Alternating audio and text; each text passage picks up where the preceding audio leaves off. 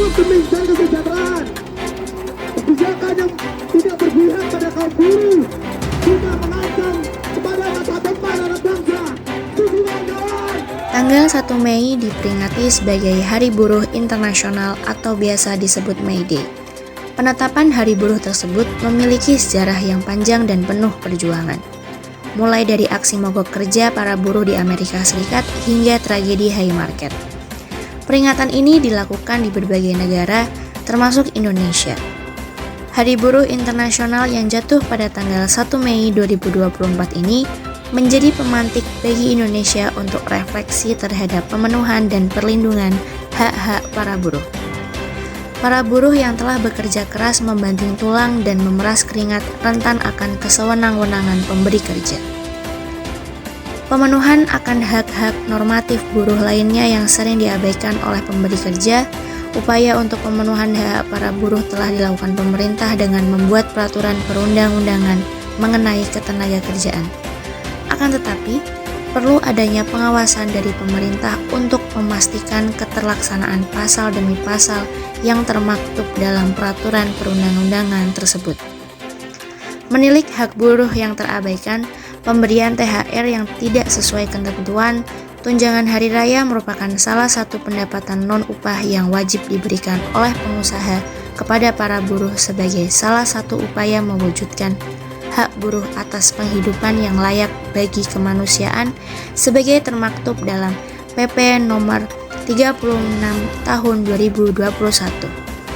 Dalam peraturan pemerintah Republik Indonesia nomor 36 tahun 2021 tentang pengupahan tersebut juga telah membuat ketentuan mengenai batas waktu diberikannya tunjangan hari raya. Pada pasal 9 ayat 2 berbunyi, tunjangan hari raya keagamaan wajib dibayarkan paling lama 7 hari sebelum hari raya keagamaan.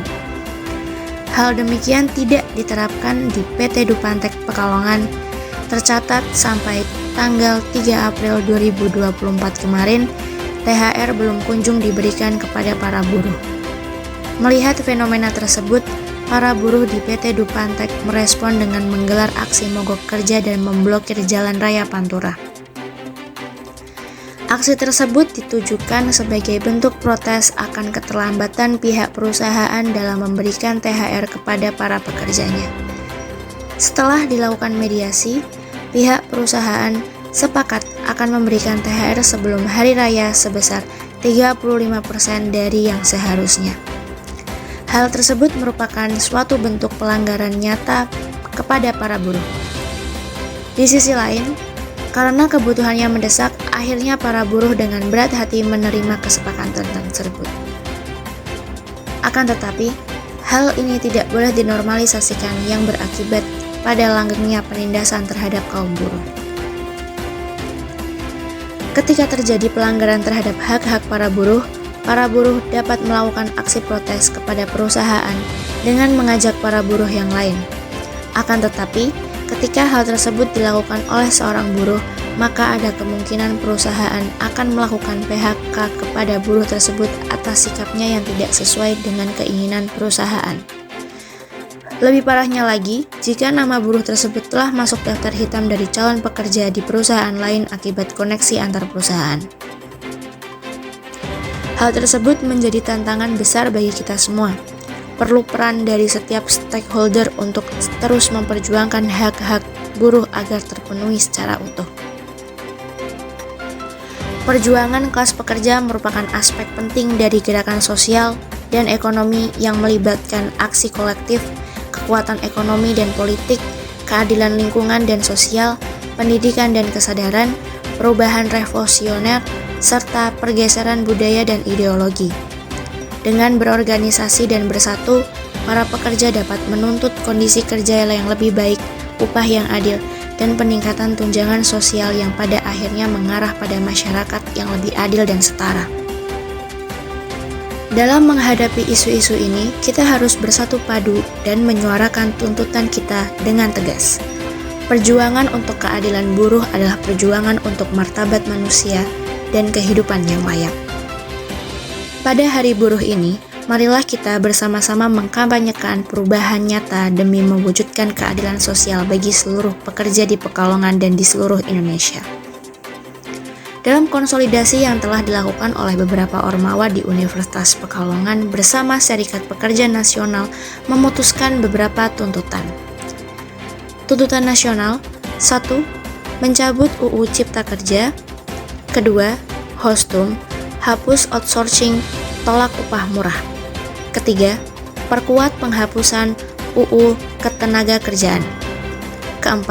Tindak tegas pelaku pelanggaran ketenagakerjaan. Tuntutan lokal: regulasi pemerintahan seperti THR yang belum dibayar, UMK harus sesuai dengan KHL, serius menanggapi ROP dan IPAL. Yang kedua, lawan liberasi pendidikan.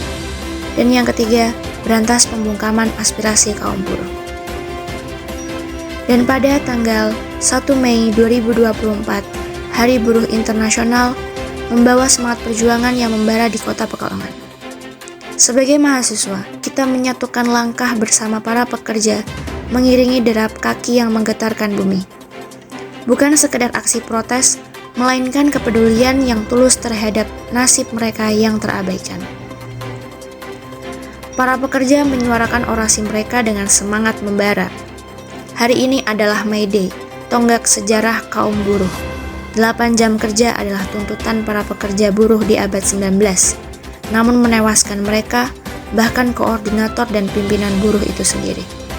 Berbicara dihukum mati 8 orang, maka melalui May Day ini kami tegaskan bangkit melawan atau tunduk tertindas. Upah minimum kabupaten tidak dapat menjamin kehidupan layak. Dampaknya, anak-anak terpaksa tidak dapat mengenyam pendidikan tinggi karena harus bekerja membantu menghidupi keluarga.